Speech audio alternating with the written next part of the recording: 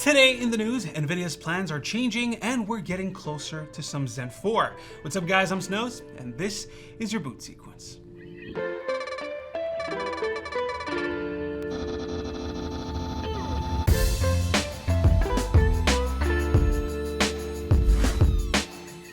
Let's get started with Nvidia. The next generation of GPUs has been quite the topic of discussion in the last couple of months.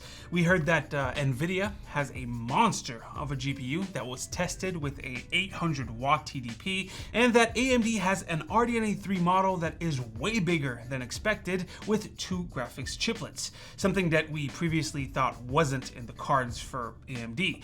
Anyways, lately you might have heard that Nvidia is kind of in trouble because of the crypto crash and all of the used cards that are flooding the market. They essentially have overstock of RTX 3000 series chips. So they tried to cut their orders at TSMC for their 5nm process, but TSMC said, nah, you ordered the capacity, you're gonna use it. And that brought on the rumor that we wouldn't see the RTX 4000 series GPUs in 2022, and that it could be delayed up to a year. Actually, that specific rumor came from Jay's 2 cents. It seems that he's been getting a lot of flack lately for some of the things that he said, but anyways. The leakosphere over on Twitter is kind of partially agreeing with him. Now though, with the crash and more information, it looks like there is in fact a delay. According to Greymon55, we're only getting 1 GPU this year. The rest are going to show up early next year. Specifically, only 1 model of the AD102 chip will make it in 2022. AD102 is the highest end chip, so think RTX 4090. The rest of the lineup would apparently come in next year. So that's for Nvidia's side. What about AMD? Well, because of how these two are the leading companies, AMD can simply wait and see. If Nvidia doesn't release anything major, this gives the chance to AMD to sell more RX 6000 stock without a new release. It's a simple duopoly thing. That's one reason why I'm super excited about Intel joining the market more solidly next year. And thankfully, Intel isn't the only one into the mix. InnoSilicon announced the Fantasy 1 GPU last year. It wasn't a super powerful GPU, but it was made for many tasks, including gaming, since it supports major APIs like DX12 and DX11. Now the company is about to announce the Fantasy 2 GPU on August 3rd. Hopefully this one makes it to market because according to videocards.com, the Fantasy 1 is pretty much MIA.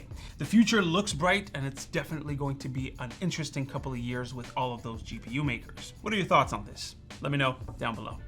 Next up, we got AMD in the news. Now, we know that Ryzen 7000 series CPUs are supposed to come pretty soon. In fall, actually, according to the company. Well, we now have more evidence that it's coming pretty early in fall. The company just opened up registrations for their Meet the Expert event. And look at that. It says right here in the summary, supporting the recent launch of the AMD Ryzen 7000 series processors. So that means that the launch is going to happen before Friday, August 5th. Current rumors place the launch for September 15th, but since fall only starts on the 22nd, I'm not sure that we can trust that date. In any case, it means that we're about a month away from new CPUs. Oh, and another thing about AMD, Sapphire, one of their GPU board partners, just released a brand new GPU, the 6500 XT, but with 8GB of VRAM. Not sure why or what's the point, but if anyone wants a 6500 XT, the 8GB version would definitely give you a leg up with modern games. Only question is, at what price premium? And lastly, let's talk hard drives. Backblaze, the cloud storage company, just released their stats on 4TB drive survival rates. Specifically, the survival rate of 2 models, one from HGST, aka Western Digital now, and Seagate. As you can see from this chart, it looks like these Seagate drives were not super reliable long term. Only 83% of them survived after 5 years compared to about 98% for the Western Digital drives. I chose 5 years since that's usually when you would replace a drive. Now, of course, those stats are for these specific 4TB drives, and Backblaze purchased them between 2013 and 2015. Things like the size of the drive and of course the model could change the stats, like you can see here for 12TB drives. But if you bought this specific drive and it's still alive, maybe it's time to replace it. Anyways, guys, that is pretty much it for today's video. Hopefully you've enjoyed. Leave a like if you liked it, a comment if you want to talk about today's stories. Since I talked about hard drives, consider this two-part series. It's a deep dive on hardware technologies, and you can click right here to subscribe to the channel. Oh damn, I changed sides. Usually it's here. Stay frosty, my dudes, and I'll see you on the next one. Take care. I mean, I try, but I can't really. I mean, the love would sink, but the drop heavy. It would last forever, January.